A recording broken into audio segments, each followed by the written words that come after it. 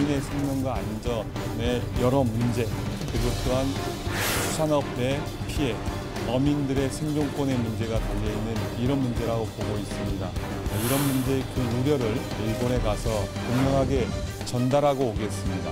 이미 우리 대통령실이 후쿠시마산 수산물 수입 계획은 없다는 입장을 밝혔는데도 국민의 대표라는 사람들이 가짜 뉴스나 다름없는 허위 사실을 퍼뜨리면서 일본까지 달려가고 있으니 참으로 한심합니다. 대한민국 제1야당 의원들이 일본까지 가서 반일 퍼포먼스나 하게 생겼습니다.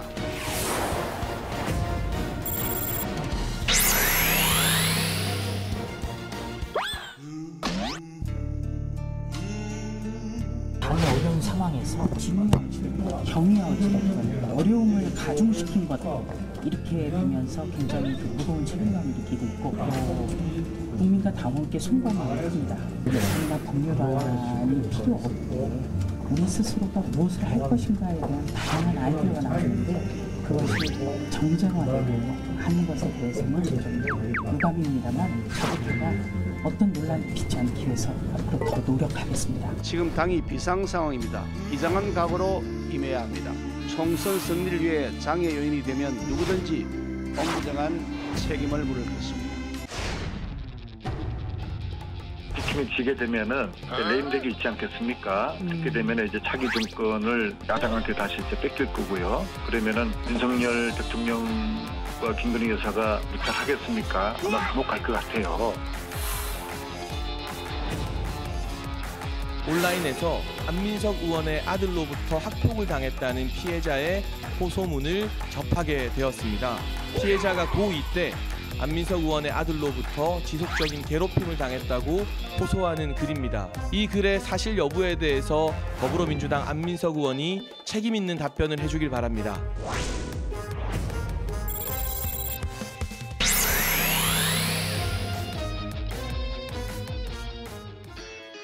국가대표 정치뉴스쇼 5시 정치회의 시작하겠습니다. 백반장 반가워요. 네, 반갑습니다. 네, 별일 없죠? 머리 잘랐습니다. 아, 머리 잘랐어요? 네. 미안해요. 또 못 알아봤네. 자, 오늘 민주당 의원 4명이 일본 후쿠시마로 향했습니다. 후쿠시마 오염수 방류 문제를 이제 항의하겠다는 게 이제 방문 취지인데 여당인 국민의힘에서는 강하게 비판하고 나섰죠. 네, 그렇습니다. 민주당 의원들은 출국에 앞서서 국민의 생명과 안전 문제가 달린 문제라면서 오염수 관련 자료를 요청하고 현지 주민들의 여론을 확인하겠다고 밝혔습니다. 반면 국민의힘은 특별한 일정도 없이 반일 퍼포먼스나 하게 생겼다면서 한일 관계를 다시 경색시키려는 불순한 의도다 이렇게 비판을 했습니다. 오늘 국회 국방위가 열렸는데요. 거기서도 후쿠시마 오염수 문제를 놓고 여야가 부딪혔다는 거죠. 네, 맞습니다. 민주당 의원들은 우리 해군이 후쿠시마로 오염된 해수를 정화해 먹는다면 건강에 문제가 생길 거라고 주장했는데요. 국민의힘은 광우병 수준의 괴담이라고 맞받았습니다. 이 과정에서 여야 의원들이 고성을 지르면서 충돌하기도 했는데요. 이종석 국방부 장관은 몇 년 전 해군 함정활동관의 방사능 측정과 관련된 장비를 전력화하고 있다고 답변했습니다. 관련 소식은 저희가 잠시 후에 뉴스픽에서 짚어보는 걸로 하고요. 아까 영상에 잠깐 나왔습니다만 김기현 국민의힘 대표가 오늘 공개 경고를 내렸는데 최근 지도부의 이딴 설화 때문이죠? 네, 새 지도부가 꾸려진 지 한 달 만에 국민의힘 김기현 대표가 공개적으로 사과한 겁니다. 김재원, 태영호 최고위원에 이어서 조수진 최고위원까지 밥 한 공기 실언 논란에 휩싸이면서 직접 수습에 나선 건데요. 김 대표는 무거운 책임감을 느낀다며 총선 승리의 장애 요인이 된다면 누구든지 엄정한 책임을 묻겠다고 경고했습니다. 내년에 있을 총선 공천에서 불이익을 주겠다는 건데 다만 시점을 놓고 약간 좀 미묘한 문제가 있는데 저희가 정치인사이드에서 관련 내용을 짚어보겠습니다. 자, 민주당에서는 안민석 의원의 발언을 두고 논란이 일고 있네요. 네, 앞서 안 의원은 총선에서 국민의힘이 진다면 윤 대통령 부부가 감옥에 가게 될 거라고 발언했습니다. 국민의힘은 즉각 막말과 협박이라고 공세를 폈고 민주당 일각에서도 비판의 목소리가 나왔는데요. 이 과정에서 장해찬 청년 최고위원은 안 의원의 아들이 학폭 의혹을 제기했습니다. 안 의원은 확인 결과 학폭은 없었다면서 장 최고위원이 법적, 정치적 책임을 져야 할 거라고 경고했습니다. 좋습니다. 관련 얘기는 저희가 상황실에서 짚어볼게요. 제가 무슨 얘기할 줄 알죠? 가신다고요? 아니, 속보 잘 챙기라고요. 네, 잘 갈게요. 챙기겠습니다.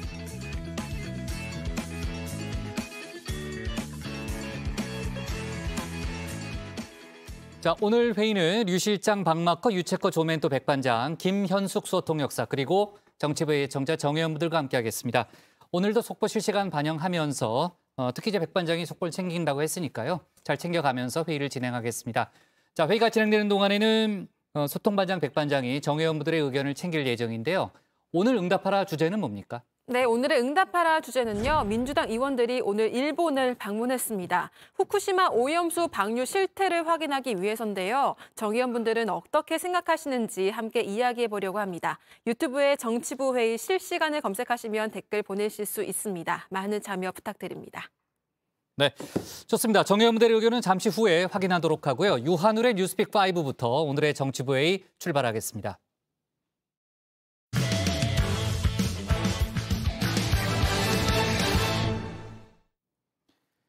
민주당의 후쿠시마 원전 오염수 대응단이 오늘 일본으로 출국했습니다. 현지에 도착하자마자 시민단체를 만나는 등 활동을 이어가고 있는데요. 하지만 핵심이라고 할 수 있는 도쿄전력과의 면담 또 후쿠시마 원전 방문은 성사될 가능성이 희박합니다. 민주당은 하지만 일본에 가는 것 자체가 의미가 있다고 주장하고 있는데요. 국민의힘은 괴담으로 선동하지 말라고 비판하고 나섰습니다. 관련 소식을 유한울 체커가 정리했습니다. 네, 5시 하면 다정해 정의원들의 뉴스 큐레이터 울체커입니다. 목요일의 뉴스픽 5 바로 들어갑니다. 오늘 준비한 소식은요.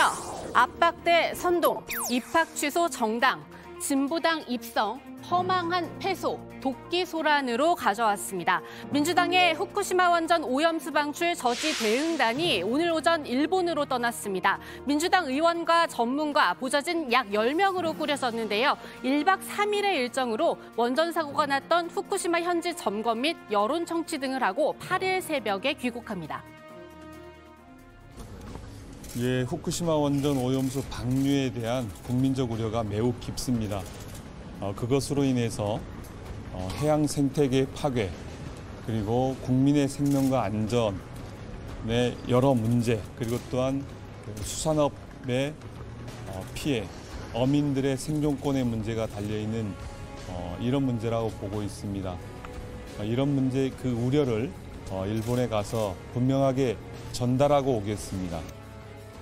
대응단은 일본에 도착하자마자 시민사회단체와 전문가 그룹 면담, 국내 언론사 특파원들과의 기자 간담회, 그리고 도쿄전력 본사 방문 등의 일정을 소화하고 있습니다. 핵심은 뭐니 해도 후쿠시마 원전을 운영한 도쿄전력 본사 방문인데요. 도쿄전력 측은 대응단과의 면담을 거부한 상태입니다. 따라서 대응단은 후쿠시마 오염수에 대한 원자료를 요청하는 서원만 전달하겠다고 했습니다. 면담을 크게 기대하진 않았는데요. 처음에 뭐 사장님 일정 얘기하다가 담당자 얘기하다가 이런 식으로 된 건데, 그러면 저희가 최소한 그 요청서를 공식적으로 전달할 수도 있고, 이런 행동 자체가 저는 압박이 될 수 있다고 생각합니다. 그리고 일본 현지에서 어쨌든 대한민국 국민들을 대표하는 의원들이 5명이나 가서 그런 의견들을 낸다고 얘기를 하면 그 자체가 가지고 있는 여론 조성도 또 있지 않겠습니까? 하지만 이 자료 우리 정부도 아직 확보하지 못한 거라고 합니다. 그만큼 대응단 역시 받아내지 못할 거란 전망도 우세한데요. 국민의힘은 원하는 바를 이루지 못할 걸 알고도 떠나는 민주당, 결국 보여주기식 행보를 하는 것 아니냐고 지적합니다. 이 광우병 괴담과 사드 괴담에 이어 후쿠시마 괴담까지 퍼뜨리려 하느냐, 이렇게 거세게 비판하기도 했는데요. 일본에서 그 어떤 유의미한 일정도 잡지 못하고 대한민국 제1야당 의원들이 일본까지 가서 반일 퍼포먼스나 하게 생겼습니다. 민주당 내부에서조차 무리한 방일에 우려가 있다고 합니다. 이미 우리 대통령실이 후쿠시마산 수산물 수입 계획은 없다는 입장을 밝혔는데도 국민의 대표라는 사람들이 가짜 뉴스나 다름없는 허위 사실을 퍼뜨리면서 일본까지 달려가고 있으니 참으로 한심합니다. 국민의힘의 주장대로 괴담이라고 해도 우리 국민 건강과 직결된 부분인 만큼 철저한 확인은 필요해 보입니다. 더욱이 그냥 괴담으로 치부하기에 사실 석연찮은 부분도 많은데요. 도쿄전력은 최근 후쿠시마 원전 1호기 내부 영상을 공개했습니다. 이 데브리라고 불리는 핵물질이 잔뜩 엉겨붙은 이 처참한 모습이었습니다. 그 녹물 또 방사성 폐기물 거기에 들어가 있던 세슘, 스트론튬, 요두 이게 다 금속이란 말이죠. 예. 이게 저기에 이렇게 쌓여 있는 걸 그리고 바닷물을 넣거든요. 예. 근데 소금에 이런 방사성 폐기물이 잘 붙어요. 그러니까 으깨져 있는. 그러니까 이 많은 것들이 사실 소금하고 섞인 방사성 물질들이죠. 이거 마실 수 있을까요? 전에 검한방장은 마실 수 있다는데 못 마시죠. 그렇죠. 그러니까 굉장히 더러운 물이죠. 오염수예요. 여기에 국제원자력기구 IAEA의 중간 보고서에도 석연찮은 부분은 있습니다. 일본 당국의 방류 감시 체계가 신뢰할 만하다 이렇게 하면서도요. 일부 사항은 추가 설명이 필요하다고 지적했는데요. 그 추가 설명이 필요한 부분이 우리 국민들의 안전과 직결되는 문제라고 볼 수 있습니다. 이 방류 뒤 방사성 물질의 영향을 평가하는 방사선 환경 영향 평가에 개선이 필요하다고 한 건데요. 이 영향을 따져볼 때 해안에서 3km 떨어진 해역에서 잡힌 물고기 섭취량을 제외한 부분, 그리고 생물체 내 유기결합 삼중수소 형성 과정의 불확실성 등을 명확히 설명하라는 내용이 들어가 있습니다. 근데 이제 이게 몸에 들어가면 문제가 되는 거죠. 왜냐하면 우리 몸은 거의 물이 60% 넘잖아요. 그렇죠? 예. 그러니까 일단은 들어가게 되면은 그냥 흡착하게 되는 거라서 더욱이 우리가 생물체이기 때문에 유기결합 삼중수소 그렇게 되면 몸 바깥으로 빠져나가지도 않아요. 어떤 부작용이 있습니까? 몸에 계속 있으면 이제 혈액 지금 당장은 아니죠. 그렇지만 뭐 혈액암일 수도 있고 백혈병일 수도 있고. 오염수 방류에 대한 일본 내 여론도 그리 좋은 편이 아닙니다. 일본 원자력 문화재단이 지난해 9월에서 10월 일본 시민 1,200명을 대상으로 한 여론조사 결과를 그제 발표했는데요. 오염수 방류가 국민의 이해를 얻지 못하고 있다는 응답이 51.9%로 이렇게 과반이 나왔습니다. 또 주변국의 이해를 얻을 때까지 방류해선 안 된다는 응답도 27.4%로 얻지 못해도 해야 한다의 9.5%보다 많았는데요. 이런 상황에서 우리 정치권이 일본 그리고 국제사회보다도 먼저 나서서 다른 나라와 비교해봤을 때 문제가 없다, 괴담이다 할 필요는 없지 않을까 싶습니다. 후쿠시마에서 나오는 앞으로 삼중수소 양이 22조 베크럴 정도가 돼요. 지금 영국이 원전을 운영하면서 1540조 베크럴을 지금 방출하고 있어요. 매년이에요. 카나다는 1860조 베크렐이에요. 후쿠시마 거 나올 거보다 85배가 많아요. 일본 언론에 나온 표현입니다. 목욕탕에 잉크 한 방울 떨어뜨리는 거 똑같다. 그 말 같은 소리 하라고 그랬어요. 이게 반감기가 엄청난 기간입니다. 제가 왜 지금 민주당 편을 들겠어요. 한 방울 탁 떨어뜨려 놓는 거라도 이게 사라지지 않는단 말이에요. 두 번째 픽은 입학 취소 정당입니다. 법원이 조국 전 법무장관의 딸 조민 씨의 부산대 의전원 입학 취소 처분을 정당하다고 봤습니다. 앞서 대법원은 정경심 전 교수의 자녀 입시 비리 혐의를 유죄로 확정했고 그 과정에서 조 씨가 의전원에 지원하면서 낸 동양대 표창장 등을 허위라고 봤는데요. 이를 근거로 입학 취소를 결정한 부산대 손을 들어준 겁니다. 절차상 하자도 없다고 판단했습니다. 앞서 떳떳하다고 한 조 씨의 주장도 무색하게 됐는데요. 표창장으로 의사가 될 수는 없습니다. 그 당시에 입시에 필요했던 항목들에서의 제 점수는 충분했고 그리고 어떤 것들은 넘치기도 했습니다. 자질이 충분하다고 들었습니다. 조 씨는 본인의 인별그램을 통해 입장을 밝혔습니다. 앞으로도 납득할 수 없는 부분은 법적으로 싸워나가겠다는 말을 보면 항소 의지가 있는 것으로 보이고요. 그렇다면 최종 판결이 나올 때까지는 이 입학 허가 취소가 확정되지 않고 거기에 따라 의사 면허도 유지되는데요. 의사 면허가 살아있는 동안 사회에 환원하는 마음으로 봉사하겠다고도 했습니다. 그러면서 조국 전 장관과 어릴 적 찍었던 사진도 한 장 공개했습니다. 오늘은 아버지 생신입니다. 모든 걸 내려놓은 저보다는 아버지가 부모로서 더 마음 아파하시겠지요. 오늘은 가족과 함께 조용히 보내고자 합니다.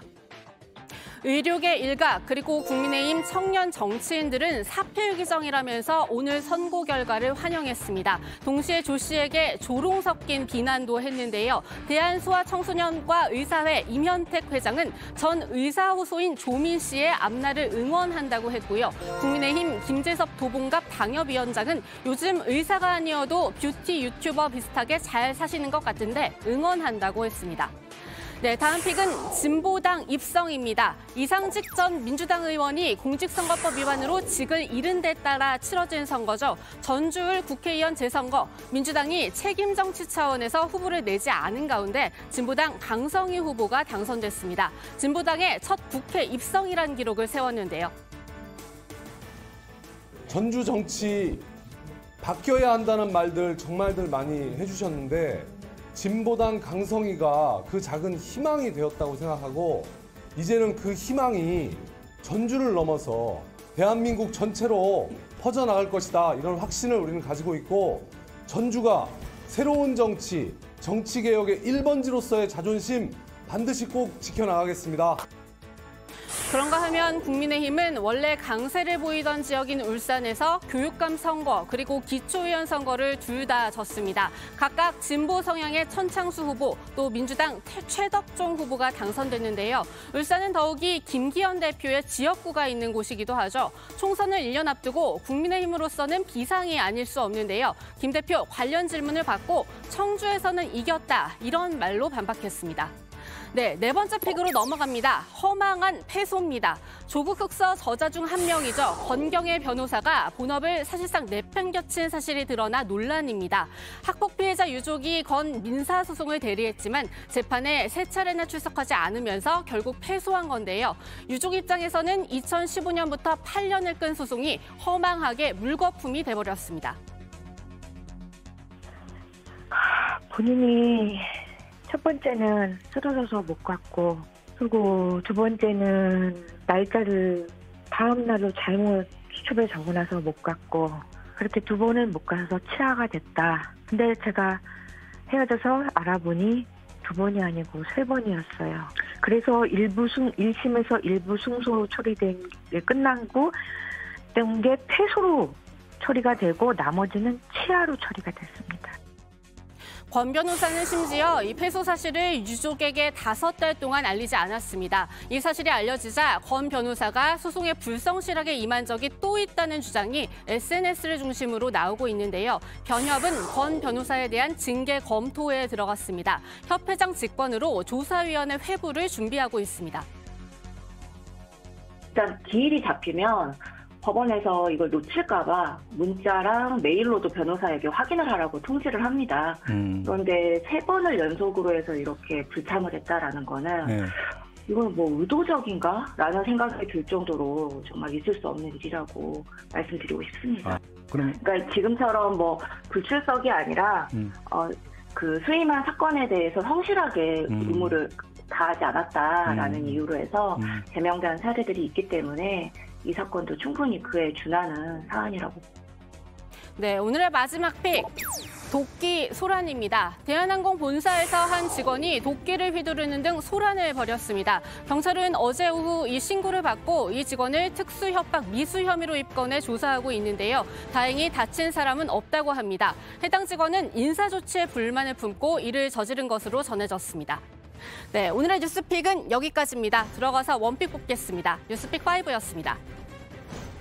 민주당 의원 4명이 후쿠시마 현지로 떠났습니다. 2박 3일 일정이니까요. 앞으로 관련된 속보가 더 들어올 걸로 보이고요. 저희가 내일도 관련 뉴스가 있으면은 다뤄보도록 하겠습니다. 아까 이제 유체커가 말한 대로 국제원자력기구 IAEA가 중간 보고서를 냈죠. 일본 원전 오염수 모니터링에 관한 보고서인데 관련해서 우리 정부도 추가적인 입장을 내놨다는 거죠. 그렇습니다. 우리 정부는 우리 바다와 수산물 안전을 지키기 위한 빈틈없는 관리 통제 시스템을 지속해서 운영해 나갈 계획이라고 다시 한번 강조했습니다. 총리실에 낸 자료를 통해서인데요. 총리실은 우리 정부도 원자력안전위원회 등 전문 기관을 중심으로 일본 원자력규제위원회의 자료와 심사 내용, 또 일본과의 질의 답변, IAEA 확증 모니터링 결과 등을 바탕으로 해서 종합적인 분석을 진행 중이라고 밝혔습니다. 네, 총리실은 후쿠시마 주변 8개 현에 대한 모든 수산물의 수입 금지 등 일본산 식품 수입 규제를 유지하고 있다는 점도 강조를 했습니다. 또 국내 해역에서 생산되는 전 품종을 대상으로도 수산물 방사능 검사를 지난해 대비 2배 이상 확대했다고도 밝혔는데요. 한일 정상회담 이후 정치권을 중심으로 원전 오염수를 비롯해서 일본 수산물 수입 규제 문제가 논란이 된 데 따라서 이 설명을 내놓은 것으로 보입니다. 자, 오늘 국회 국방위가 열렸습니다. 거기서 이제 후쿠시마 원전 오염수 문제가 거론이 됐는데 아까 이제 국민의힘 성일종 의원의 발언 잠깐 들어봤습니다만 여야가 고성까지 주고받으면서 거센 공방을 벌였죠. 네, 맞습니다. 민주당 의원들은 일본이 오염수를 방출할 경우 우리 해군에도 타격을 줄 가능성을 제기했는데요. 해군들이 이 장기 작전에 나갔을 때 바닷물을 이 조수기를 통해 식수로 만드는데 이 조수기가 방사성 물질까지 잘 걸러낼 수 있느냐는 겁니다. 국민의힘에선 과학적 근거를 대라면서 여기에 맞섰습니다. 이 과정에서 양측 사이에 고성이 오가기도 했는데요. 직접 들어보시죠. 어느 정도가 돼 있는지는 그 과학적인 근거를 가지고 해야 되는데 조수기가 그걸 할 수 없다는 거잖아요. 잠깐 스탑 좀 해주세요. 잠깐만 스탑해 주세요. 존경하는 성 의원님 스탑해줘요. 왜 상대방의 말에 듣지도 않고 끼어드세요. 근거가 없잖아요. 지금 근거가 있으니까 조수. 그러면 어떠한 오염수가 얼마가 어떠한 노세요? 다시 얘기를 하세요. 네. 자, 권경애 변호사 얘기를 좀 해보겠습니다. 권경애 변호사가 이제 조국 흑서의 저자로 또 이름이 많이 알려져 있는 변호사인데 이번 논란이 이제 불거지자 이제 권 변호사가 학폭 피해자 유족 측에 연락도 받지 않고 있다라는 그런 얘기도 있고 다니던 법무법인에서 탈퇴를 했다는 거죠. 네, 맞습니다. 이 권경애 변호사는 이제 활발하게 활동하던 SNS 계정도 비공개로 돌려놨고요. 연락이 두절된 상태라고 하는데요. 이 권 변호사가 몸담았던 법무법인 해미르는 이 권 변호사가 더 이상 해당 법무법인 소속이 아니다라고 밝혔습니다. 이 해미르 분당 분사무소는 2023년 4월 6일자로 권 변호사를 법무법인 해미르 서초 주사무소를 탈퇴했음을 공식적으로 밝힌다라고 했고요. 이 분당 분사무소는 권 변호사와 전혀 관련이 없다고 공지했습니다. 본인의 해명도 좀 더 들어봐야 되겠습니다만 일단 본업을 성실히 하지 않았다는 점에서는 변명의 여지가 없어 보인다라는 또 생각이 드네요. 자, 유채거 오늘의 원픽은 어떤 걸로 잡을 거예요? 네, 오늘의 원픽입니다. 후쿠시마행 민주당 가는 것 자체가 압박, 국민의힘 괴담 선동 멈춰라.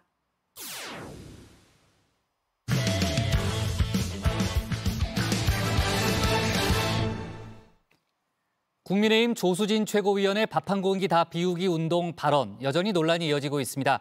조 최고위원은 왜곡이 있었다고 해명했는데 해명이 적절치 못했다는 비판도 나왔습니다.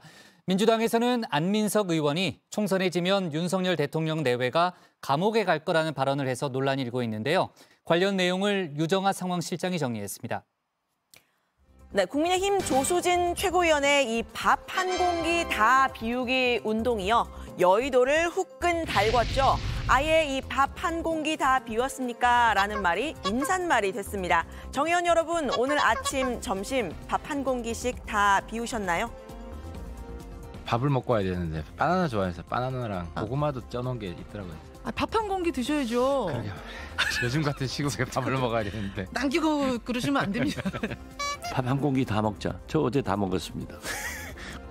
네, 논란이 커지자 조 최고위원은 오늘 회의에서 논의된 아이디어를 전달하는 과정이었다. 이렇게 해명을 했습니다. 책임감을 느끼고 있다고도 말했습니다. 진이 어찌됐든 경이 어찌됐든 어려움을 가중시킨 것 이렇게 되면서 굉장히 그 무거운 책임감을 느끼고 있고 또 국민과 당원께 송구한 마음이 큽니다.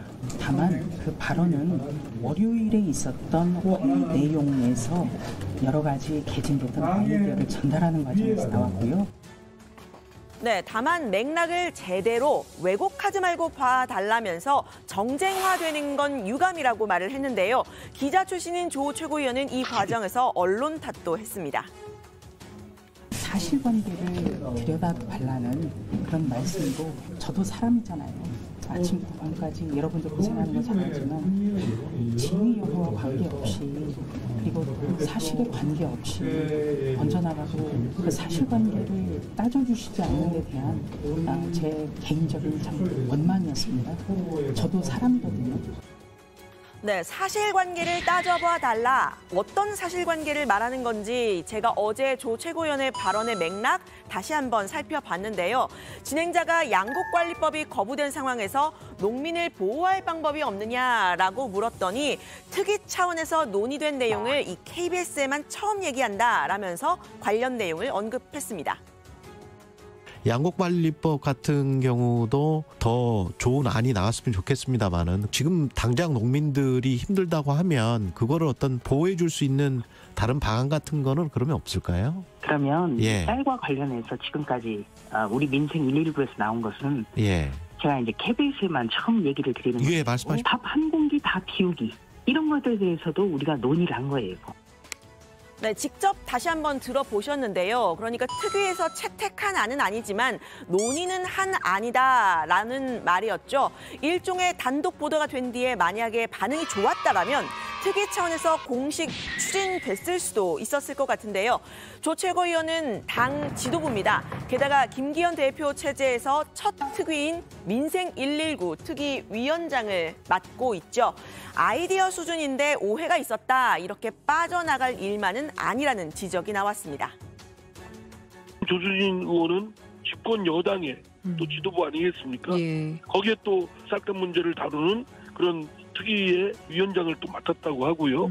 그러니까 상당히 외부에서 알기로는 무게가 실린 발언으로 들리고 그러면 그로 인한 파장이 클 수밖에 없죠. 네, 여당에서도 일종의 이 대안으로 제시된 아이디어가 수준이 낮다는 지적이 이어졌습니다. 사실 이 밥 한 공기 다 비우기, 쌀 소비량 늘리기라기보다는 음식물 쓰레기 줄이기 대책에 좀 더 가까워 보이죠.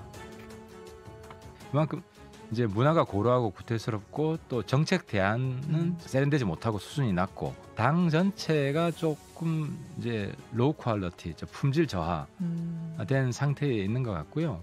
이런 식으로 가다가는 지도부도 오래 못 가요. 단명할 겁니다. 네, 조 최고위원의 이 해명도 논란이 일기는 마찬가지였습니다. 민주당 이재명 대표 역시 성남시장 시절에 쌀 피자 만들기 같은 쌀 소비 촉진 캠페인을 펼친 일이 있다라고 한 건데요. 꼭 초등학생 같다는 비판이 여당에서 나왔습니다. 저는 이거 보고 초등학생 수준이라고 생각했어요. 보통 초등학생들 선생님한테 혼났을 때 옆 친구가 저렇게 똑같이 했습니다 하면서 변명하잖아요. 네, 김기현 대표는 그게 무슨 대책이 되겠느냐라면서 조 최고위원의 발언에 선을 그었죠. 오늘 이철규 사무총장도 이 비판들이 좀 아프기는 하지만 해프닝일 뿐이라고 수습에 나섰습니다. 해프닝이죠. 양곡 관리 문제를 논의하는데 밥 한 그릇 다 먹기 운동이 그게 대안이 될 수가 있겠습니까? 정부 여당에서 양곡관리법을 대하는 대안도 없이 막 이렇게 이 중구난방식으로 이야기하는 것처럼 비판을 하는데 좀 아프죠. 아픈데 그거는 해프닝입니다.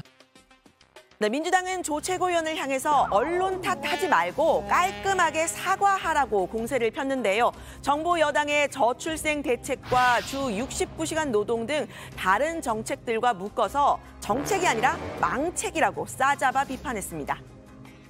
20대에 아이 셋 낳으면 병역 면제해준다는 저출생 대책, 몰아서 놀고 몰아서 일을 하라는 주 69시간제 노동에 이어 남는 쌀 방지를 위해 밥 한 공기 다 먹기 운동을 하다니 어처구니 없는 여당의 망책을 언제까지 지켜봐야만 합니까?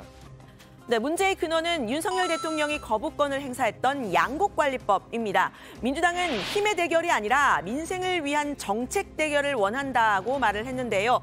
양당 원내대표, 정책위 의장, 농해수위 간사까지 각각 3명씩 참석하는 공개 TV 토론을 하자고 국민의힘에 제안을 했습니다. 대통령이 국회에서 일방 처리됐다고 주장하는 만큼 우리 당의 TV 토론 제안이 합리적 답이 될 수 있을 것입니다. 국회에서 논의할 시간도 기회도 충분했지만 일방적으로 회피해온 정부 여당이 선택할 수 있는 마지막 기회임을 강조합니다. 네, 민주당은 13일 국회 본회의에서 재투표에 붙인다는 계획이죠. 그 전에 TV 토론을 하려면 서둘러야 한다라는 말도 했는데요. 지금 현재 민주당은 169석, 국민의힘은 115석인 상황입니다. 국민의힘 의원이 전원 반대를 하면 이 의결 정족수인 3분의 2 의석 200표를 얻기는 사실상 어려워 보이는데요. 하지만 농촌을 지역구로 하고 있는 국민의힘 의원들도 사실은 호응을 할 거다라는 게 민주당의 기대입니다. 정부 여당은 오늘 민당정 간담회를 열고 정부의 쌀 의무 매입 대신에 이 가루쌀 사업 활성화를 도모하고 이 농업 보조금을 지급하는 등 직불제를 확대하겠다, 이런 대책을 따로 내놨습니다. 밀콩, 가루쌀, 조사료를 논에 재배할 시 직불금을 지원하는 전략작물 직불제를 이미 지난달에 법제화하여 금년부터 대대적으로 시행할 계획입니다. 농가 소득 안정과 경영 위험 완화를 위해 농업 직불제 관련 예산을 내년도에 3조 원 이상, 27년까지는 5조 원 수준으로 확대하겠습니다.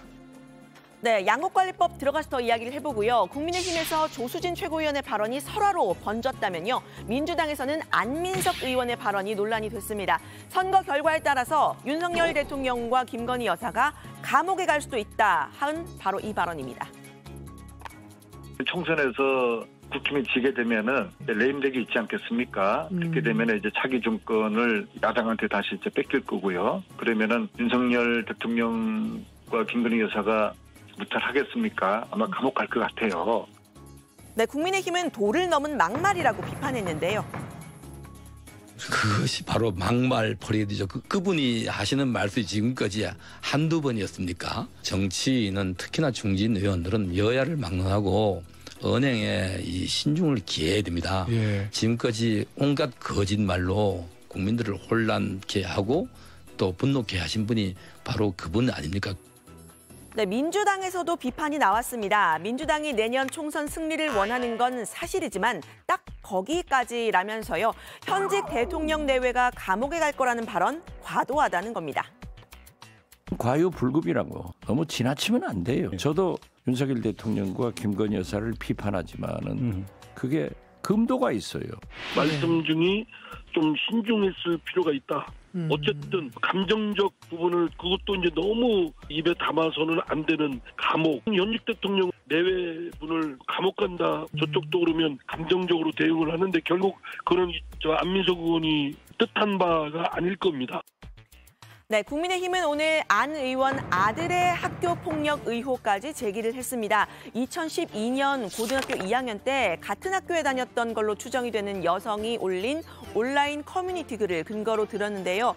안 의원의 아들이 문을 발로 차거나 욕설을 하는 등 지속적인 괴롭힘이 있었다면서 구체적인 이 피해 사실을 서술한 글입니다. 2020년 글인데요. 다만 이 글에는 안 의원은 아마 이 사실을 모를 것이라는 언급도 있었습니다.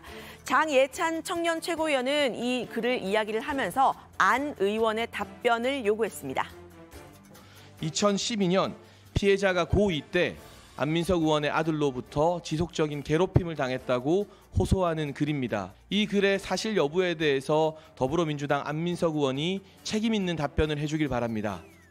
네, 장 최고위원은 안 의원이 과거 이른바 빵 셔틀은 시킬 수 있다라는 취지로 말을 했던 국회 속기록까지 공개를 했는데요. 학폭에 관대한 부전자전이 심히 걱정된다라는 말도 썼습니다.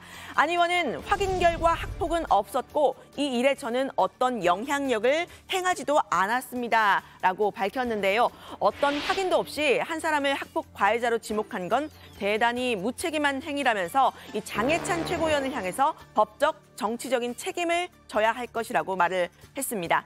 이 여야 의원들의 말이 점점 거칠어지고 있는 모양새죠. 이 양곡관리법을 비롯한 국회 법안을 둘러싸고도 대통령은 거부권을 행사하고 야당은 재투표를 예고하는 등 강대강 대치가 이어지고 있는데요. 여의도에 실언과 막말, 설화만 남고 정치는 실종된 듯한 모습입니다. 오늘 발제는 이렇게 정리합니다. 조수진 최고위원 밥 한 공기 발언 해명에 초등학생 같다. 장예찬, 안민석 의원 아들 학폭 의혹 제기. 네. 자, 류 실장 말대로 정말 뭐 예전에는 협치를 해야 된다는 얘기가 좀 많이 나왔는데 요즘에는 뭐 협치라는 단어를 들어보기 어려운 이제 그런 상황이 됐죠. 관련된 논란, 뭐 두 가지 사안에 대한 논란이 당분간 이어질 것 같습니다.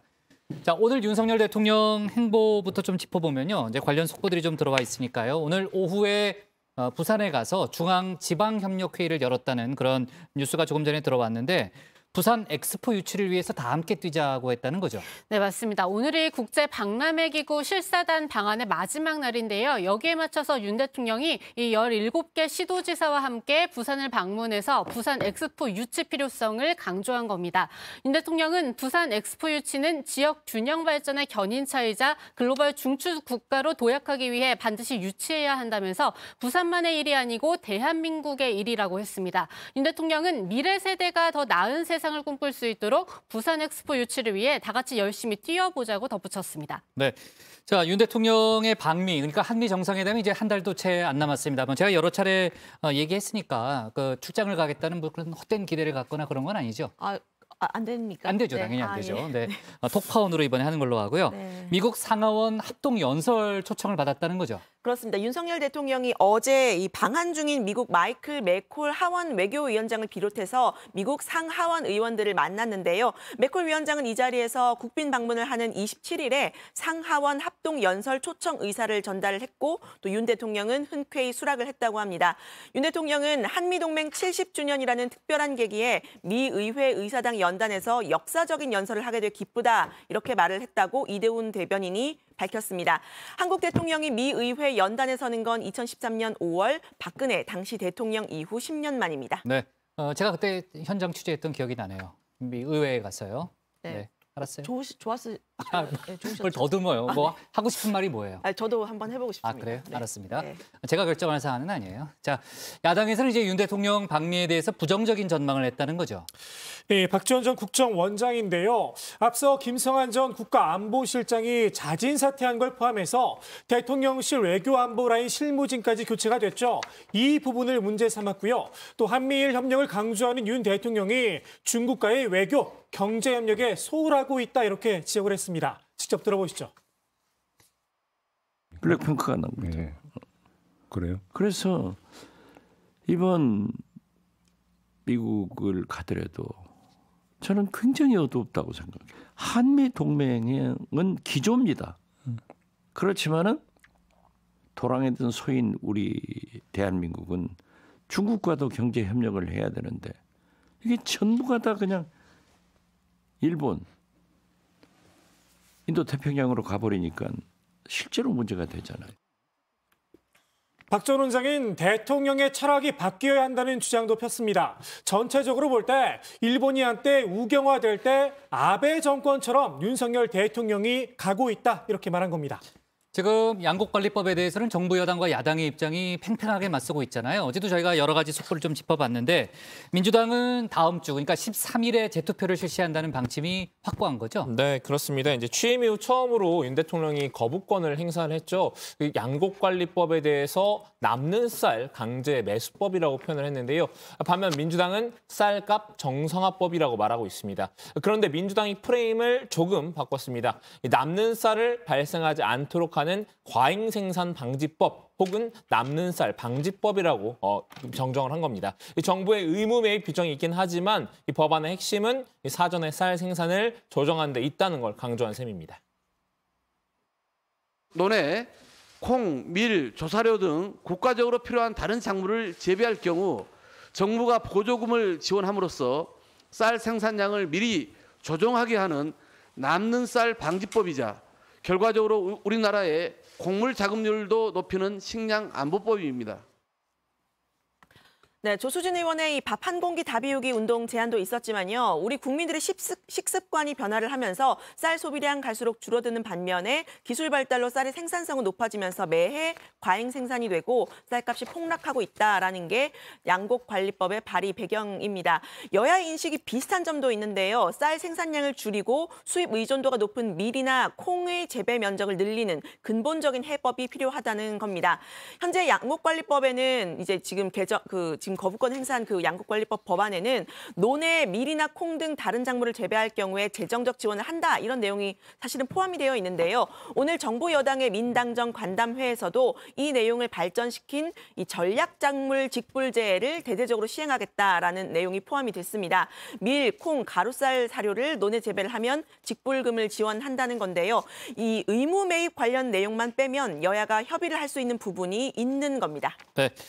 자, 좋습니다. 지금 이제 정부 여당과 야당은 이제 저희가 얘기했던 양국관리법뿐 아니고요. 이제 간호법 또 방송법 등 여러 가지 법안 처리에 지금 팽팽하게 서로 충돌하고 있는 상황이잖아요. 네, 그렇습니다. 그 부분이 안타깝다는 지적이 정치권에서 나왔는데요. 여야 모두 한 발짝도 양보하지 않으면서 정치가 실종됐다는 비판입니다. 민주당 이상민 의원은 야당은 국회 다수 의석으로 법안을 통과시키고 대통령은 그러면 거부권을 행사하겠다고 예고하면서 이 끝없는 강대강대치로 양측이 전략적 이득만 얻겠다는 발상이라고 꼬집었는데요. 대통령 취임이 1년이 다 돼가지만 야당 대표와 한 번도 만나지 않은 점도 비판했습니다.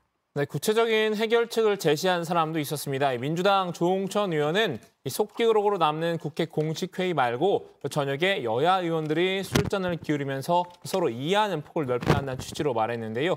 여야 각자 끼리끼리만 어울리다 보니 소통이 줄어들었다고 지적했습니다. 여의도에 여야 의원들이 같이 술잔도 마주하고 그 속 깊은 얘기 나누면서 서로 간의 사정도 이해하고 근데 그게 점점 더 없어지고 있어요. 예. 저녁에 보면은 다 자당 의원들하고 만나서 저녁 먹고 술 먹고 하지 타당 의원과 그렇게 한 경우가 아주 드문 상황입니다. 좋습니다. 오늘 상황실 발제 이렇게 정리하겠습니다. 조수진 밥 한 공기 언론 탓, 장해찬 안민석 아들 학폭 의혹으로 제목을 잡겠습니다.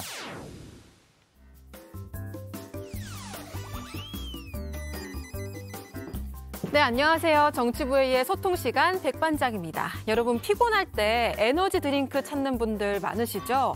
각성 효과가 있다 보니까 직장인은 물론 학생들한테도 인기가 많은데요. 그런데 뭐든지 과유불급, 많이 마시면 우리 몸에 독이 된다고 합니다. 식약처에 따르면 카페인 과다 섭취로 인한 부작용은 불면증이나 위장병, 심지어 청소년들에게는 성장 장애까지 일으킬 수 있다고 하니까요. 일일 섭취 권장량을 넘기지 않도록 주의하시고 운동이나 산책 등으로 피곤을 이겨내시면 좋겠습니다.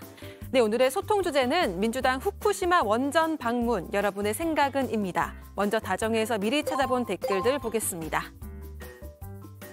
네, JASO님. 정부에서 후쿠시마산 수산물을 절대 수입하지 않는다고 천명했는데 명분도 없고 결과도 기대하기 어려운 이들의 주장은 절대로 국민 세금으로 하지 말라라고 하셨습니다. SMIL님, 국민의 먹거리 안전성을 조사하는 게 문제가 되는 것도 아니고 거짓 선동을 위한 것도 아닌데 여당은 너무 반대를 심하게 하는 것 같다라고 하셨습니다.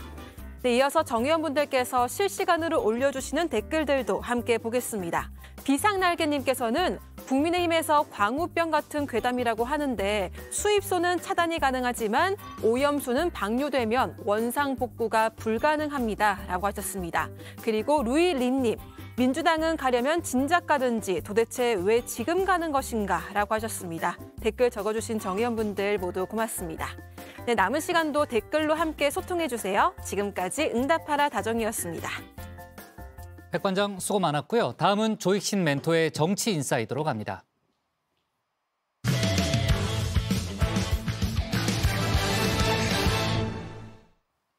최근 국민의힘 최고위원들이 잇따라 설화를 일으켰죠. 김기현 대표가 오늘 최고위원 회의에서 엄중 경고를 내렸습니다. 당 이미지를 실추시키는 언행에 대해선 당대표의 권한을 보다 엄격하게 행사하겠다고 한 거죠. 다만 이 시각 이후로라는 전제를 달았는데요. 앞선 실언들의 책임은 따로 묻지 않겠다는 뜻으로도 풀이가 됩니다. 관련 내용을 정치 인사이드에서 짚어봅니다.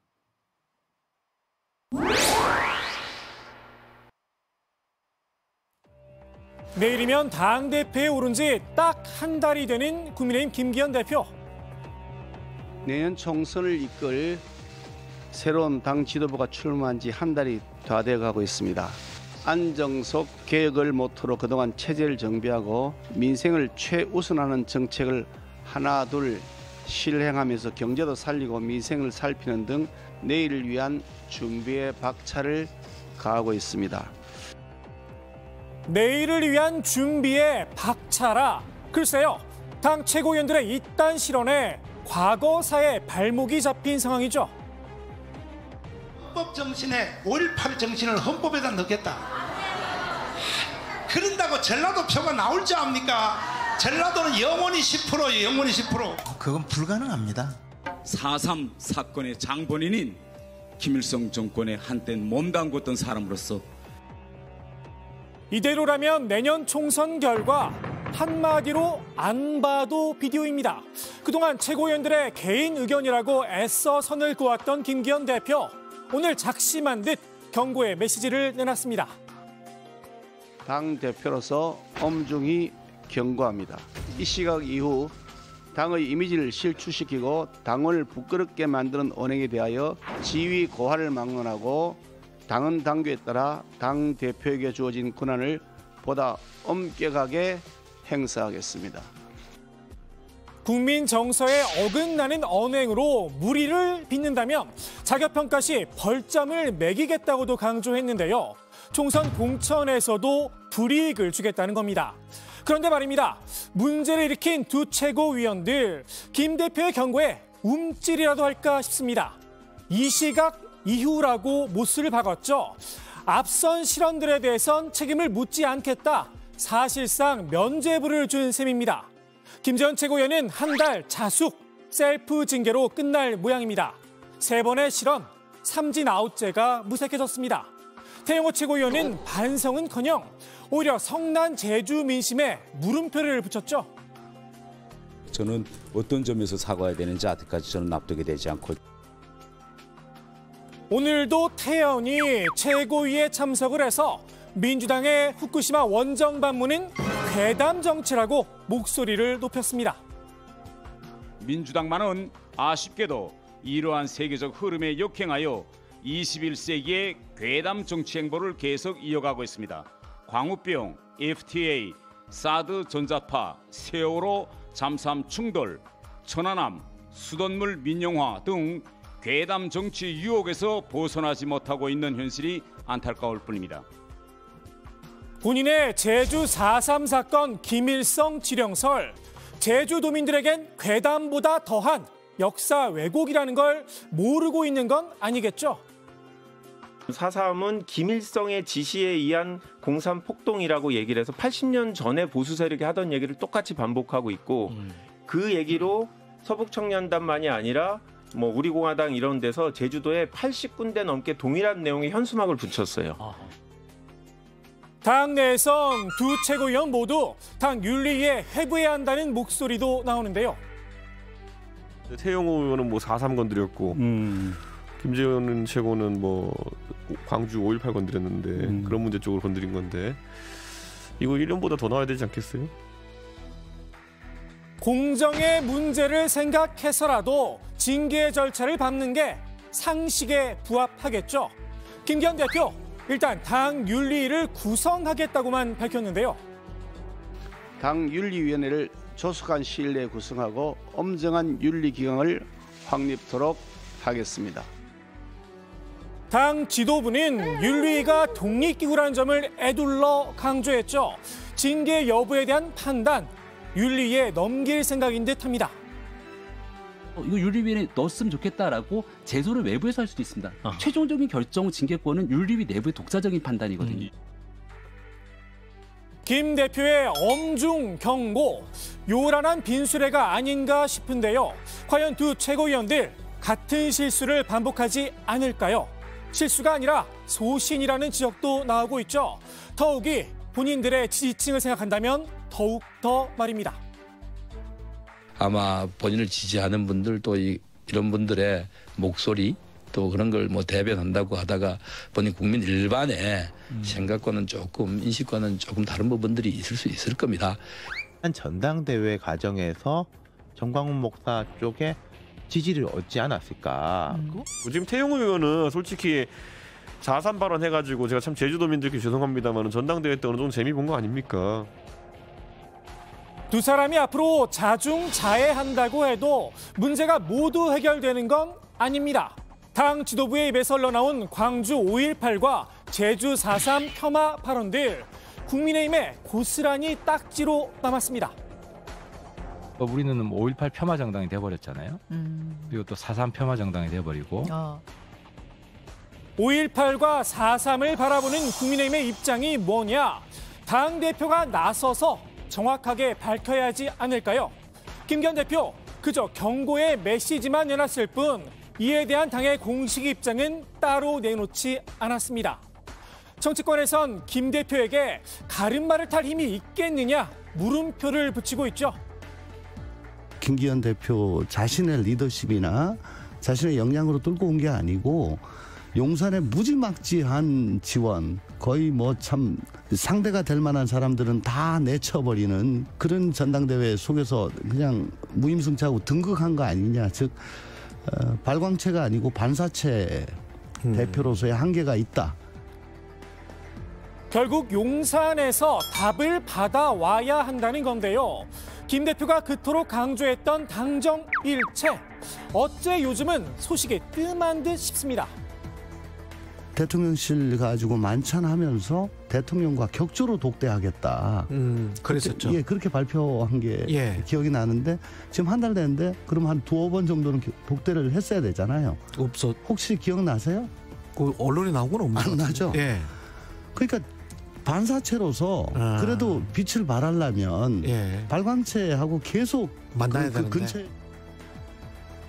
김 대표, 본질적인 문제는 외면한 채 화제 전환에 나섰죠. 국민 여론을 거론하며 국회의원 의원 정수 문제를 꺼내 들었습니다.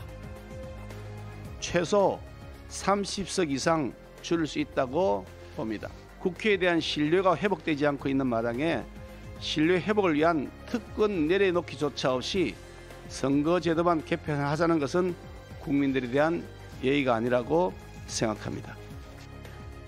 그런데 말입니다. 김 대표의 이 초식 이미 한 차례 써먹었었죠. 지난달에도 주 69시간제와 김재원 최고위원의 5.18 발언으로 수세에 몰리자 의원 정수를 늘리지 않겠다. 갑작스레 선언을 했었습니다. 국회의원 정수는 절대 정원시키지 않겠습니다. 느닷없이 의원 수요를 정원시키겠다는 말이 나오는데 우리 당은 어떤 경우에도 의원 수요가 늘어나는 것을 허용하지 않겠습니다. 당장 민주당에선 의원 정수 문제가 약방의 감초냐 쏘아 붙였습니다. 지난번에도 당이 여러 가지로 어려우니까 의원 정수를 300명으로 해야 한다며 위기를 모면하려고 했습니다. 정치적으로 어려울 때마다 마치 의원 정수가 무슨 약방의 감초이냐 이렇게 꺼내 쓰는 것은 결코 바람직하지 않습니다. 제대로 된 리더십을 보여주지 못하고 있다는 평가를 받고 있는 김기현 대표. 당내 쓴소리를 잘 귀담아 들어야 할 듯 싶습니다.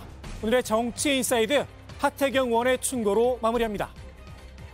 당대표가 정신 바짝 차리고 악역을 자처하고 잘못된 것에 대해서는 강력하게 경고 조치를 하고 말뿐이 아니라 실질적인 조치를 하고 국민들이 공감할 만한 이런 대안들이 나오지 않고 이러면 뭐 말 그대로 이제 이류 정당, 우리 당 이류 정당이 되는 거고요. 그럼 뭐 제3의 정당이 나올 겁니다. 총선 때.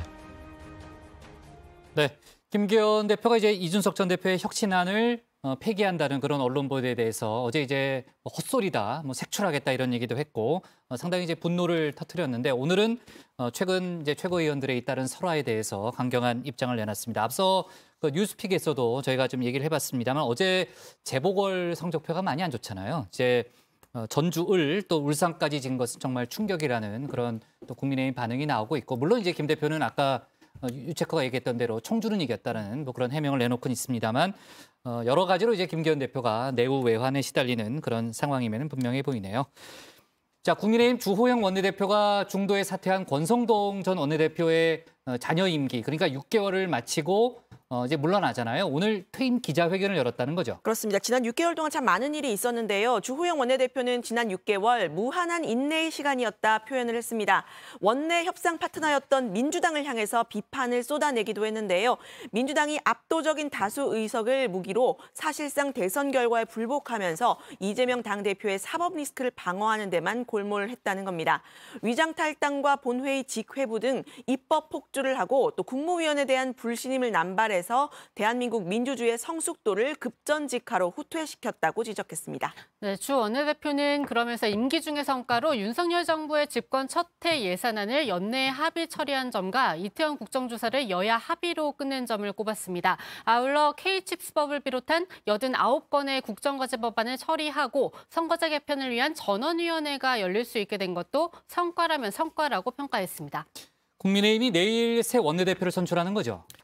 네, 그렇습니다. 내일 임기 1년의 새 원내대표를 뽑는데요. 김학용, 윤재옥 의원이 원내대표 경선 출마를 선언한 상태입니다. 둘 다 친윤계로 분류되는데요. 정치적 기반이 각각 수도권과 TK라는 점을 빼고는 누가 되든 큰 차이가 없다는 지적이 나옵니다. 때문에 큰 관심을 끌고 있지 못하고 있습니다. 한초선 의원은 친윤 핵심 의원들이 밀어주는 후보가 누군지 파악하고 있다면서 용산에 시그널이 없으면 그때 후보들 지역이나 협상력을 살펴볼 생각이다, 이렇게 말하기도 했습니다. 네, 원내대표 선출 소식은 저희가 내일 정치부회의에서 자세하게 또 속보로 반영하도록 하고요. 국민의힘이 오늘 전기가스요금 민당정 간담회를 열었는데 한전과 가스공사로부터 앞으로 3년간 28조 원 규모의 비용 절감 방안을 보고받았다는 거죠. 네, 이 국민의힘 박대출 정책위의장은 한전과 가스공사가 이 비핵심 자산 매각과 고강도 긴축 경영 등을 통해서 각각 2026년까지 총 14조 원, 그러니까 둘이 합치면은 28조 원 규모의 자금 노력을 강도 높게 추진하겠다, 그런 보고를 받았다고 밝혔는데요. 이 정도로 국민들이 동의할 수 있을 것인지 깊이 고민을 해야 한다면서 국민들이 그만하면 됐다고 할 때까지 이 뼈를 깎는 노력이 선행돼야 한다는 점을 다시 한번 강조했다고 말했습니다. 네, 이번 간담회는 전기와 가스요금을 올리기 위한 사전 정지 작업으로 풀이가 되는데요. 박 정책위의장은 요금 미조정 시 파급 영향이라든지 요금을 조정할 경우 취약계층을 지원할 수 있는 부분 등 다양한 국민부담 경감 방안도 논의했다고 전했습니다. 요금 인상 시기에 대해선 지금은 해답을 찾아가는 과정이라면서 이 시점이나 인상폭은 결론을 낸 게 아니라고 선을 그었습니다. 좋습니다. 오늘 정치인사이드 이렇게 정리하겠습니다. 김기현 당 이미지 실추 엄중 경고, 다만 이 시각 이후로로 제목을 잡겠습니다. 다음은 박준우 마커의 주민입니다.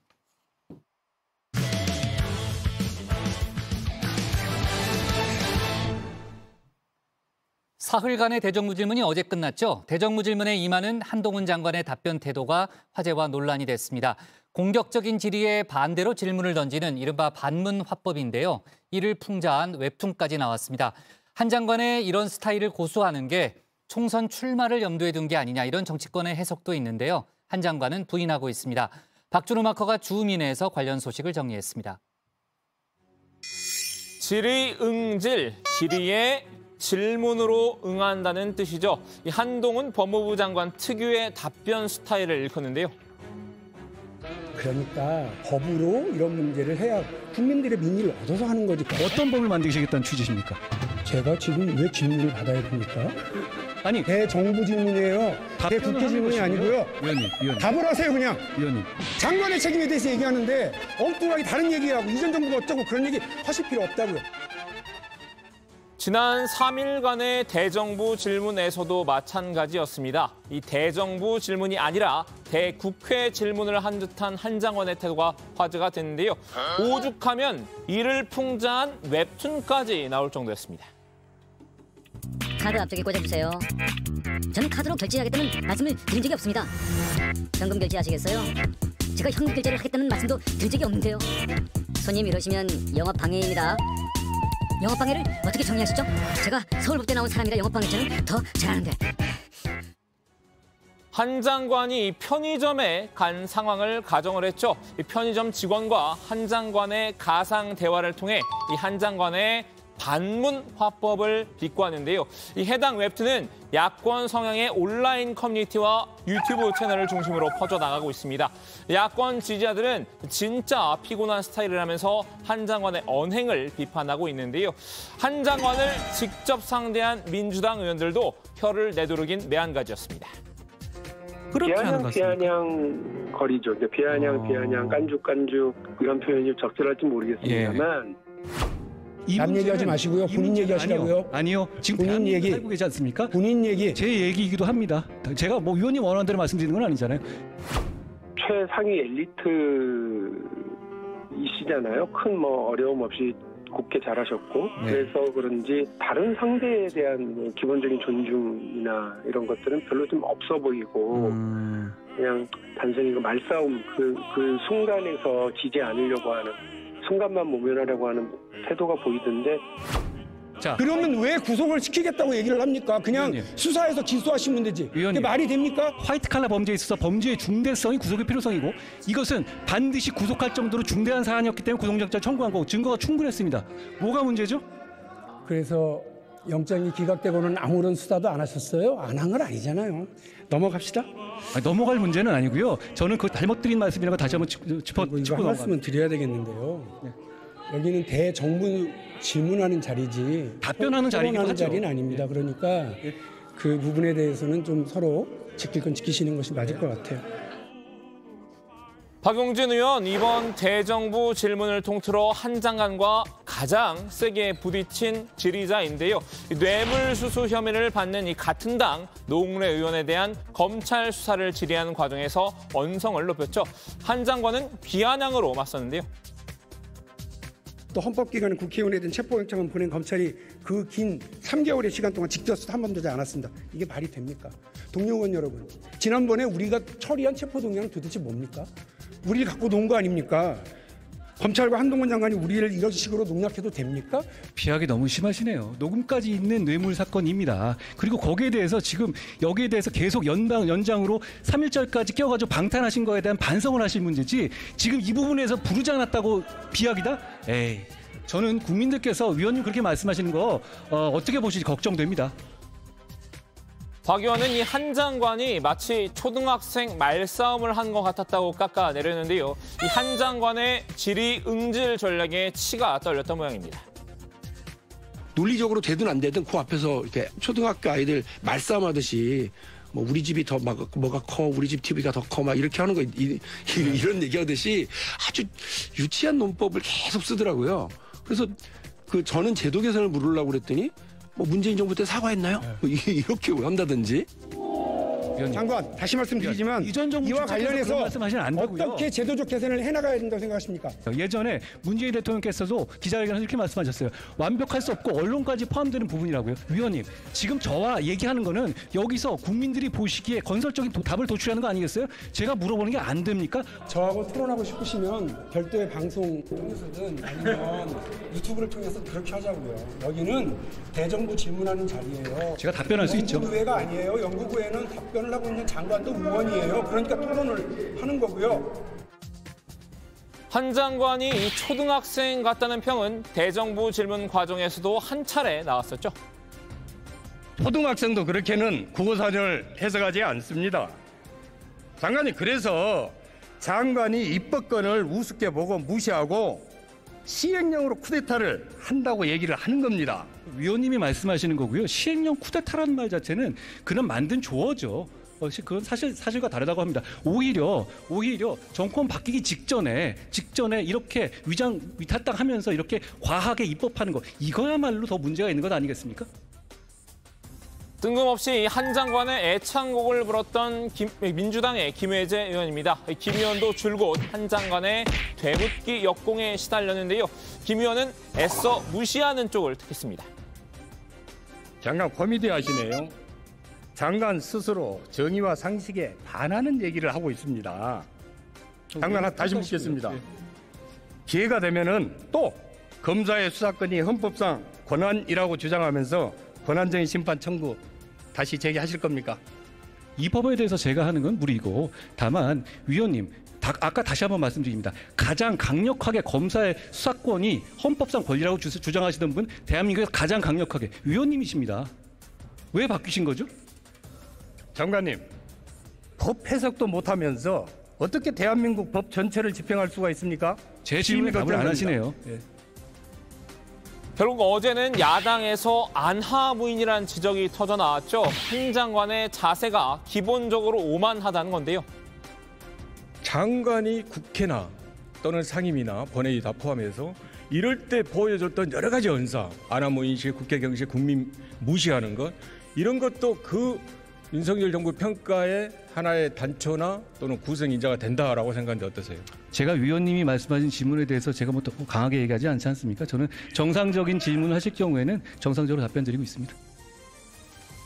한 장관도 지지 않았습니다. 이 장외에서 민주당 의원들을 저격한 건데요. 특히 자신을 초등학생에 빗댄 박용진 의원을 콕 집었습니다. 자기 잘못 지적받으면 호통치고 고압적으로 말 끊은 다음에 그냥 넘어가자 이러시더니 끝나고 나면 라디오 달려가셔서 그렇게 없는 자리에서 욕하고 뒤풀이 하시는 게 요즘에 민주당 의원들 뭐 유행이신가 봅니다. 눈에는 눈, 이에는 이, 항상 이 공세적인 태도를 취하는 한 장관을 두고 이 정치권에선 여의도를 노리고 있다는 전망이 우세한데요. 이미 내년 총선 때 서울 송파병에 출마할 것이란 구체적인 시나리오까지 나왔죠. 물론 한 장관 본인은 극구 부인하고 있습니다. 제가 최근에 송파구 쪽을 가본 적이 없습니다. 지금 나오는 얘기들은 저와는 전혀 무관한 건데 송파 쪽이라는 말, 그렇게 구체적으로 말이 나오는 거에 대해서 저도 참, 야, 이거 신기하다 이런 생각을 해봤습니다. 제가 최근에 재산 등록했잖아요. 거기 제 집 주소 나오잖아요. 네. 당연히 아닙니다. 하지만 민주당은 한 장관의 총선 출마를 이미 기정사실화하는 분위기인데요. 제발 자기 지역구로 나와달라고 부탁하는 이도 있습니다. 한동훈 장관이 김남국 의원 지역구로 나온다 이래도 땡큐예요? 그러면 전 땡큐입니다. 진짜 나와주세요. 아 진짜요? 예, 한동훈 장관이 꼭 나와주시고요. 미리 좀 나와서 또 뉴스쇼에서 같이 좀 토론도 좀 하고 하면 좋겠습니다. 저기 안산 단원을 지역구의 김남국 의원인데요. 여당은 김 의원의 도전장이 다소 하찮게 느껴졌나 봅니다. 이 국민의힘 장해찬 최고위원은 한 장관의 이모를 김 의원 지역구에 공천하겠다고 빈정거렸는데요. 제가 지도부로서 단원을에 한동훈 장관의 이모님을 전략 공천하는 방안을 한번 논의해 보겠습니다. 그러니까 장관보다는.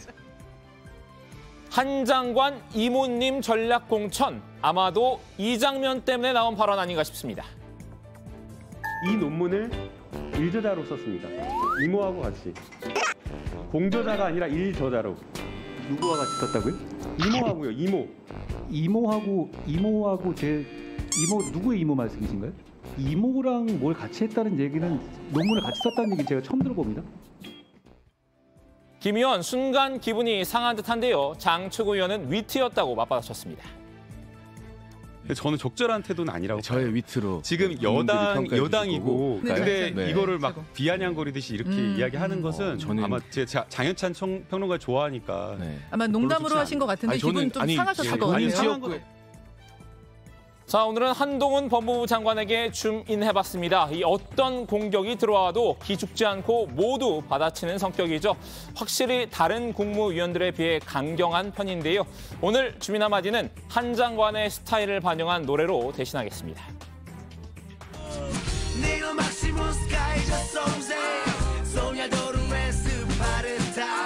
죽지 않아 나는 죽지 않아 나는 죽지 않아. 네.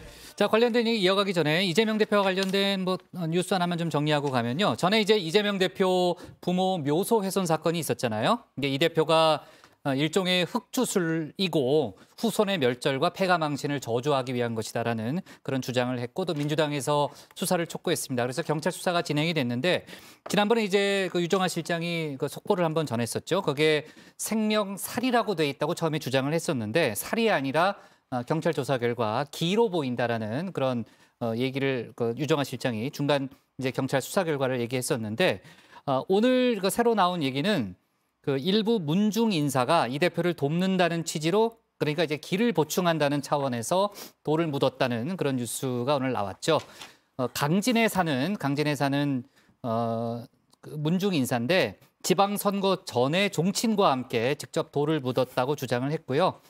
이재명 대표가 고전을 하고 있으니 돕자라는 취지에서 생명기라고 쓴 돌을 묻었다라는 그런 주장을 했습니다. 강진에서 이제 풍수지리 전문가하고 이제 무형문화재로 활동하고 있다고 하고요. 당분간이 아니고 이제 경찰이 이제 관련된 조사를 할 거라는 그런 속보까지 들어왔습니다. 김남국 의원이 이제 한동훈 장관의 차기 총선 출마설과 관련해서 자기 지역구로 와달라고 했잖아요. 그러니까 한 장관이 100% 출마할 거라고 아마 보는 것 같은데 자기 지역구로 와달라는 거는 어떤 맥락이에요? 네, 일단 라디오에서 농담 반 진담 반으로 던진 말인데요. 김남국 의원은 한 장관이 자신의 지역구인 안산 단원을로 오면 전 땡큐다, 진짜 나와달라 이렇게 말을 했습니다. 김 의원은 제가 방송 끝나고도 바로 이 단원 지역으로 가서 간담회하고 그러는데 지역에서 열심히 돌아다니고 있기 때문에 한 장관이 와도 걱정 없다고 자신을 했는데요. 대정부 질문에 임하는 한 장관의 태도에 중도층도 등을 돌리고 있다고 분석했습니다. 들어보시죠. 제가 지역에서 돌아다녀 보면 그래도 나름 중도적이고 원래 이제 보수적인 그런 분들도 많이 만나 보면 한동훈 법무장관이 이제 국회에 나와서 하는 어떤 그런 태도가 굉장히 조금 중도층에는 좋지 않아 보인다. 그 말씀을 많이 하시더라고요. 그러니까 그 처음에는 막 이렇게 뭐 막 말을 많이 해가지고 똑똑한 사람처럼 보였는데 지금 하는 거 보면 다 전부 다 전 정부 탓. 그리고 말 돌리기. 그리고 거꾸로 되묻기. 뭐 이런 식의 어떤 화법들이 오만해 보인다.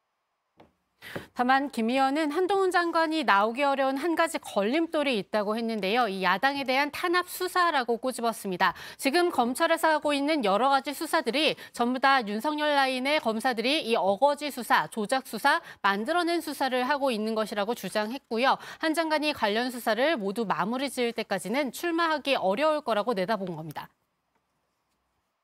그래서 한동훈 법무장관 나오고 싶지만 지금 하고 있는 야당 탄압 수사가 마무리가 되지 못하면 그것을 이어서 이걸 어거지로 끌고 갈 사람이 없기 때문에 쉽지 않을 수도 있다. 그러나 어쨌든 수사를 마무리하고 나오려고 하는 게 한동훈 법무장관의 욕망이지 않을까 생각합니다. 장혜찬 최고위원. 일단 국민의힘은 한동훈 장관 차출설을 두고 조심스러워하는 분위기죠. 네, 그렇습니다. 이제 여당은 한 장관 차출 여부에 대해서는 말을 아끼고 있는데요. 그러니까 22대 총선 준비 작업을 담당할 인물이죠.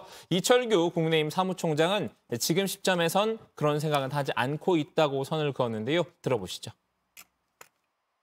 1년 후에 있을 일을 가지고 지금 하는 것은 새로운 논란을 불러일으킬 수 있기 때문에 저는 거기에 대해서 이 시점에서 우리 당으로서는 그런 생각을 하고 있지 않다라는 말씀을 드린 것이고 또 우리 한 장관도 장관 직무에 충실하는 것이 또 그게 대통령과 국정에 도움이 된다 이런 뜻입니다. 네, 이철규 사무총장은 한동훈 장관이 장관직을 잘 수행하고 있다면서 이 멀쩡히 잘 행정을 하고 있는 이 법무부 장관을 자꾸 정치판으로 끌어들이는 건 바람직하지 않다라고 강조를 했는데요. 지금은 그런 걸 생각할 때가 아니라 법무부 장관의 직에 충실하는 것이 그게 국정에 도움이 된다고 잘라 말했습니다. 네, 아까 이제 김남국 의원의 발언도 들어봤습니다만 다만 민주당 내에서도 한 장관이 총선에 나오지 않을 거다 이렇게 예측하는 사람도 있죠. 네, 그렇습니다. 최재성 전 청와대 정무수석입니다. 한 장관이 오히려 대권으로 직행할 수도 있다는 뉘앙스로 말을 했는데요. 들어보시죠. 한동훈 장관 출마 자체에 대해서 가능성을 별로 없게 생각을 하는데요. 한동훈 장관이 국회의원을 하기 위해서 뛰어든다고 보기는 어렵지 않습니까? 윤석열 대통령도 정치 안 하고 그냥 바로 직행했잖아요. 국회의원만을 위해서 뛰지는 않는데 만약에 대권을 생각한다면 그 경로 말고 다른 총리라든지 다른 경로를 생각하지 않겠나 싶고요. 한 장관이 꼭 국회의원이 아니라 장관과 총리 등의 이력을 쌓아 대권으로 갈 수도 있다 이런 전망인데요. 최 전 수석은 윤석열 대통령도 한 장관의 총선 출마를 생각 안 한다고 본다 이렇게 말했습니다.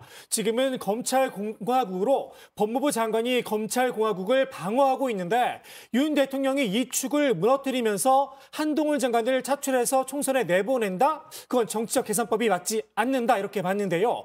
한 장관이 상당 기간 내각에 남아서 윤 대통령을 도울 것으로 내다봤습니다. 네, 좋습니다. 오늘 주민 제목 이렇게 정리하겠습니다. 한동훈 반문 화법에 웹툰도 김남국 내 지역구 와달라로 제목을 잡겠습니다. 자, 좋습니다. 오늘 정치부에는 여기까지 하도록 하겠습니다. 뭐 할 얘기 없죠? 됐죠? 네, 끝내도 돼요? 네. 자, 저희는 내일도 오후 5시 정각에 다시 찾아뵙겠습니다. 고생하셨습니다. 네. 고맙습니다.